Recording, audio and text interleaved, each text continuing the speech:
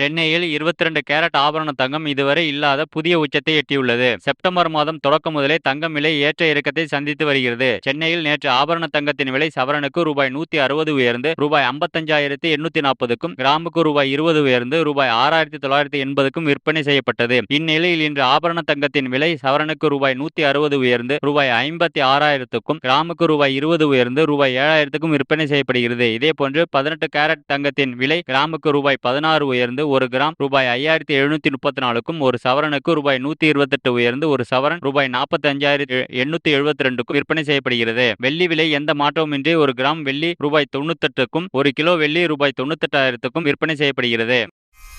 மேலும் செய்திகளை தொடர்பு கொள்ள தமிழ் மீடியா 360 ஃபாலோ ஷேர் பண்ணுங்க.